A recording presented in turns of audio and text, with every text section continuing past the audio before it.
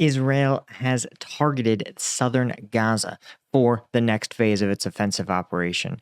Just what are they seeking to achieve here, and what is the collateral damage going to look like? I'm Paul, a U.S. Army combat veteran. This is your Israel-Hamas update. Let's get into it. Okay, I wanted to take a look at the map overall here.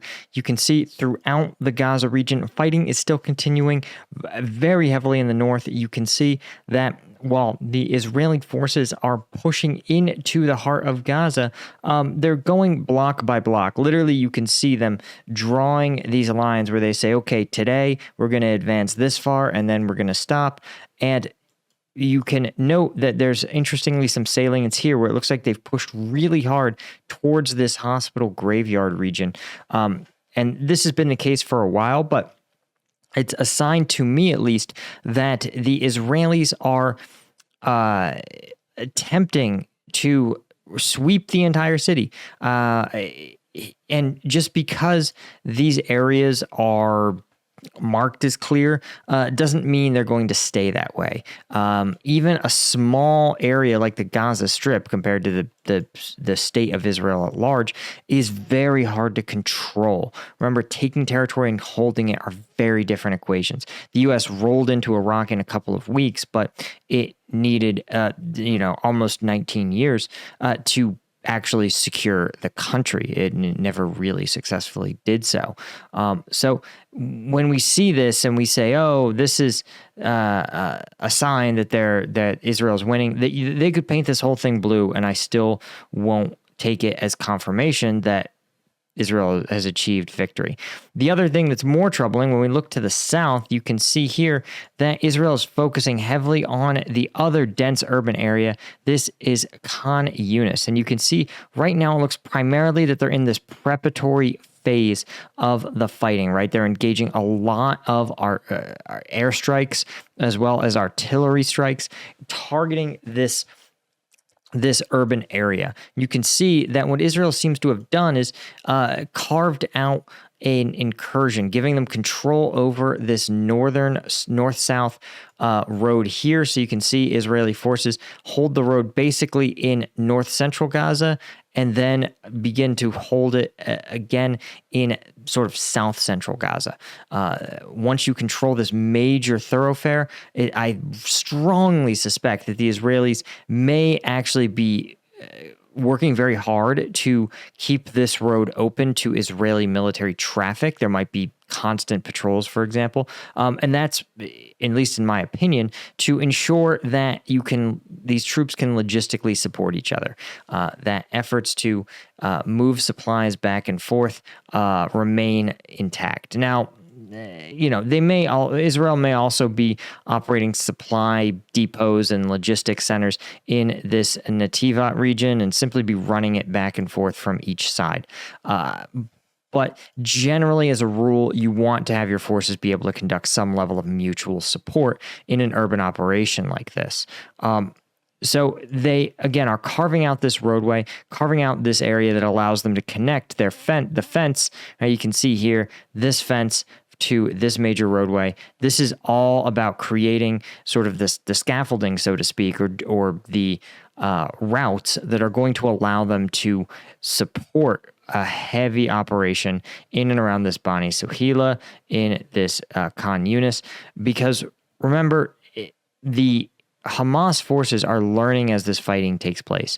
The longer this operation goes on for, the much more likely it is that the Hamas forces are going to learn about Israeli tactics, about how Israel's fighting this war, how they're prosecuting, how they clear, for everything from the small details to how their soldiers clear a room, all the way up to big questions about how do they take a city block and what is the sort of pace of their operations. And once Hamas learns these things, they're going to have to pivot their operations to target the Israelis better. This is a cycle that we saw repeated thousands and thousands of times in Iraq and Afghanistan.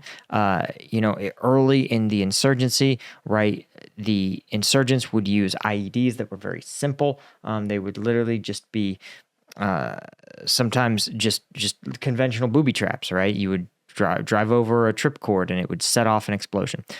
Then you had the U.S. would learn to detect these tripwires or have vehicles that would set the tripwires off prematurely, and then the U.S. they'd put a tank in the front so that it wouldn't take any damage when it set off the tripwire.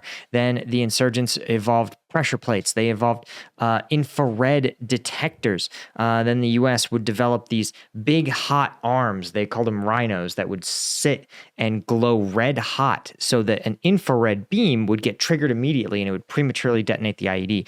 Then the insurgents went to cell phone detonators, and the U.S. evolved cell phone jammers that they installed on vehicles. And it just escalates so quickly. And the longer this war goes on, the more opportunities Hamas is going to have to engage in that sort of evolution, right? You need a little bit of time to go back to the drawing board, so to speak, and iterate. And the fact that we're now at basically this is the 2-month mark of this dramatic escalation in the conflict between Israel and Hamas is a sign that they're likely learning and evolving very, very quickly. So, is there any real hope for another ceasefire, another settlement of any kind? White House says no, absolutely not. We're not even close to reaching another agreement. That short-lived agreement, did result in some hostages released. It did result in hopefully some civilians fleeing. But bear in mind, Israel directed these civilians to flee south, and now they're fighting in the south. So it's a little hard to take Israel seriously to say, hey, listen, there's this zone where there's fighting taking place. We're giving you the ability to evacuate, and you're like, okay, good. And then to say, okay, now it's time to bomb the place we evacuated everybody. It's a little gross, honestly, to get civilians out of a dangerous spot, concentrate them in a smaller area, pack them in even more densely, and then bomb that area. It's, again, I'm not going to say Israel's solely responsible, but the Israelis could have tried to engineer a better plan to protect civilians in some capacity. Again, Hamas also bears some level of responsibility, but you don't want to see civilians getting subjected to this in an area that they were told they should flee to. So that is really all I had, guys. Just a quick update. I appreciate it. Obviously, guys, yesterday we dropped some combat footage that was released by the IDF about these operations in the South. They have a very different pace, a very different scope of operation, but I can't show it here on YouTube. YouTube won't let me show any combat footage, so I do those videos. They release on combatvetnews.com. This is my premium site. Twice a week, we find the uncensored combat footage from all kinds of sources, Ukraine, Gaza, Burkina Faso. Wherever there is combat in the modern world, we find those videos. We do a deep dive analysis twice a week. It's the best way to support the channel is to become a premium member. They'll get you access to those videos. I can't even show you the thumbnails because YouTube will demonetize me. But I appreciate all you guys that do help me out with your support. And frankly, I think it's the best analysis you can get of the true state of combat in the modern world. So thank you guys. Thanks to all the members of combatvetnews.com, and I'll see you guys over there. Cheers.